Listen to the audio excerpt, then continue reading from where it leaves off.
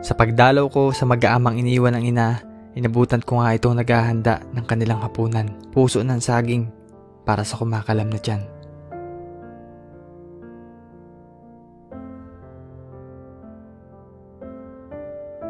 Sa hirap ng buhay kung minsan ang kanilang ama ay nawawala na ng pag-asa. Nung naisip ko nga po minsan dito, ano kaya kung iwan ko na lang itong luti nito? Baka pagdating ng araw hindi ko rin mahulugan. Bakit mo naisipin dahil na nahirapan ka na, ganun? Nahirapan po ako sa sitwasyon na ganun ng trabaho.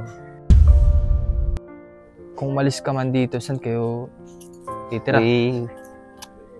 Wala rin po. Minsan nga ho naiiyak ka na sa ganitong sitwasyon ng aking pamumuhay.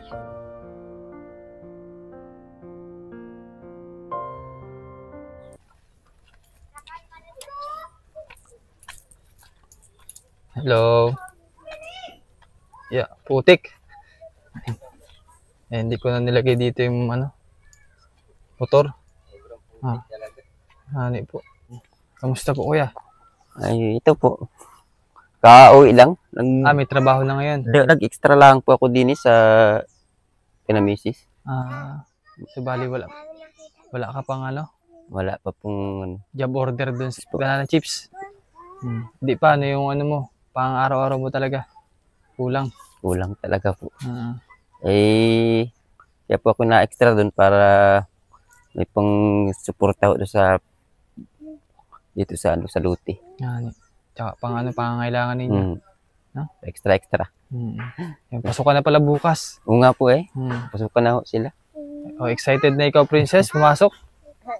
Excited na po? Lunes man din. Sabi niya hindi wala daw pasok. Meron. Tapos na yung bakasyon. Tapos na yung bakasyon. Tanong ko lang pala kuya yung regarding pala dun sa lupa mo. Ayos naman po. Yung remaining na babayaran na sa magkano pala? Ay, malaki pa po. Kasi po yung bayaran po na ito nasa malaki pa rin 100,000? Dahil ay meron pa po yung yung hindi ko naihulog sa kanila nung nakaraang taon. Tubo. Interest na po yun. Bali nagpatong-patong na. Nagpatong-patong na ho yun. Tapos ito ay natapos ko sa hulog, hindi pa rin talaga tapos at meron pa akong babayaran na yung naunang hindi ko nahulugan na. Mahirap pagbayad ng ganun. Kaya nga po Oo, lalo't na tumubo nga naman yun. Kasi sa loob ng 3 taon ay 3 beses lang kayo nakapagbayad. Oo, dati. Yung 3 years na yun. Nung naisip ko nga po minsan dito, ano kaya kung iwan ko na lang itong luti nito? Baka pagdating ng araw hindi ko rin mahulugan. Paminsan-minsan palya-palya ang trabaho. Kasi wala ka namang regular na trabaho. Yun lang po. Parang naiisip ko din yung ganun. Bakit mo naisipin dahil na nahirapan ka na, ganun? Nahirapan po ako sa sitwasyon na ganun ng trabaho. Naisip ako na kaya ito kaya kong bayaran o pagtiyagaan ko na lang. Dahil ako sa trabaho kulang. Yung pubagang trabaho 1 linggo straight. Wala. Ganun. Tapos 4 pa yung mo. 4 pa yung inapakain ko. Kung malis ka man dito, saan kayo titira? Wala rin po. Wala din pong Kaya po, naisip ko rin na tiyaga na lang. Tiyaga na lang. Kung makakapagulog, di magulog. Makakapagulog, Kasi nasa sitwasyon ka ng wala kang option Kasi wala kang matutuloy ang iba. Wala po. Ayun lang po ang aking yung trabaho lang yung nasan ko dahil po wala po akong panghanap buhay pa na regular. Sa akin po sana kung may panghanap buhay ako kahit sa dagat, yung tuloy-tuloy kahit wala pong trabaho dito sa nagatrabahoan ko dito, banana chips.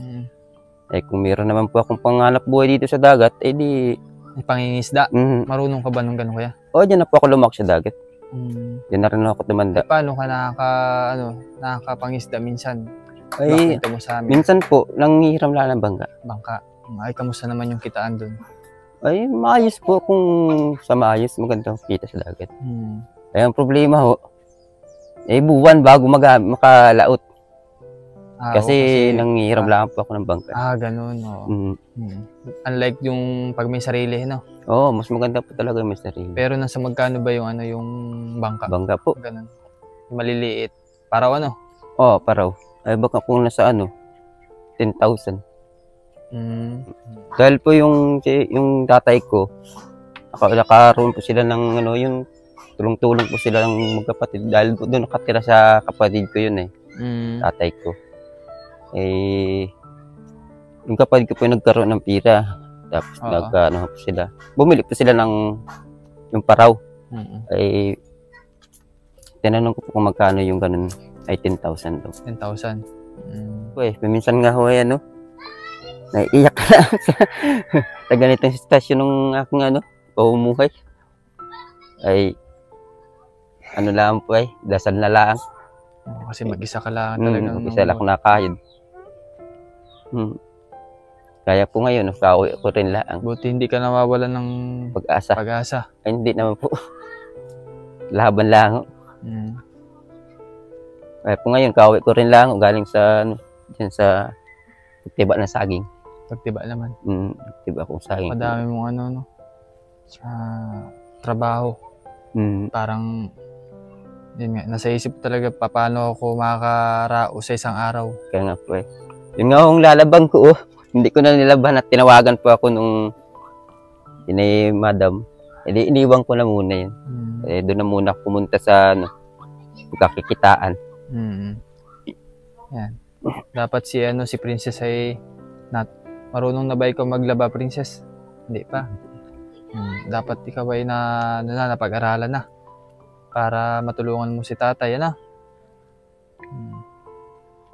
simulan dun sa paglaba ng underwear. Ay ito po hindi ko inaasahan. Ito po ay medyo bagang pag-iisip. Dahil ito po ay yung sanggol pa lang ay kasakit po ba siya. Ganun? 1 buwan po siya sa Kalapan. Bawal ang pagod? Hindi po, nagbago-bago po bagang isip niya. Kung minsan po, naging isip nung bata pa. O minsan isip niya yung... Ganun siya? Oo. Kaya di ko po ito napaganapan na O minsan pag yung siya po nagalaro, siya po ituwan-tuwa na. Maanohan ko na lang yung kanyang paglalaro ay yung sa bata. Yung pang mga 2 taon. Yung ganun siya. Pero pag minsan ay yung... Normal naman. Minsan po, iba naman. Ang isip niya, yung sa maedad na tao. Ang isip niya. Pero wala naman naging problema, parang ganun lang. Wala naman po. Hindi naman siya nanakit. Ay, hindi naman po. Anong luto yan, kuya? Nagisahin lang ho ito. Nagisa? Binili mo o? Kinuha ko po doon sa sagingan. Kaya na madam.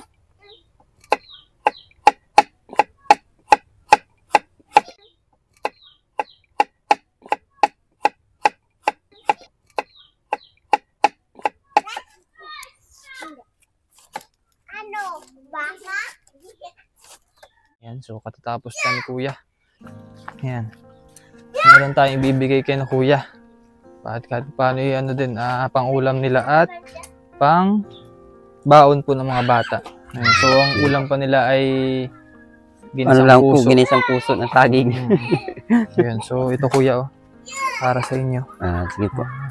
Ito ay may pang ulam. So pwede mo nang dagdagan yung ulam nyo ngayon para hindi kayo kulangan, no? Hindi siya